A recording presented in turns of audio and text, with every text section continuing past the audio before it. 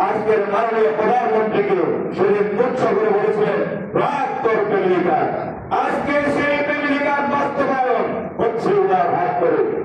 আজকে এই ফ্যামিলি কার্ডের উৎপাদন করছেন পরীক্ষামূলক ভাবে। উনি সেদিন বলেছিলেন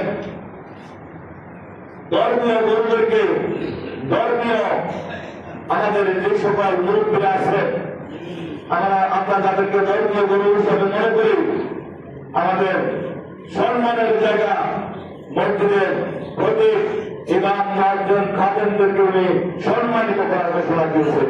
আজকের এই রমজান মাসে ওনার শপথের 15 দিনের মাথায় উনি ইমাম মুয়াজ্জিনদের ভাতা কার্যকরী করা শুরু করেছে। পর্যায়ক্রমে প্রত্যেকটা মসজিদে ইমাম মুয়াজ্জিন হুজুরদেরকে উনি ভাতা প্রদান করবে। উনি পরীক্ষামূলক ভাবে ফ্যামিলি কার্ডের কার্যক্রম শুরু করেছেন।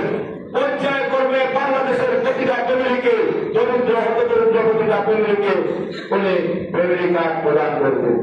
উনি কৃষি কার্ডের ঘোষণা করেছেন কৃষকদের জন্য, সেই কৃষি কার্ডের কার্যক্রম শুরু করেছেন। ইতিমধ্যে আমাদের মাননীয় প্রধানমন্ত্রী 12 লক্ষ কৃষকের জন্য 15,000 কোটি টাকা সুদ সহ লোন মকুব করেছেন। এই জনবান্ধব প্রধানমন্ত্রীর জন্য আমরা দোয়া করুন। আল্লাহ যেন আমাদের প্রধানমন্ত্রীর দীর্ঘ হায়াত দান করেন।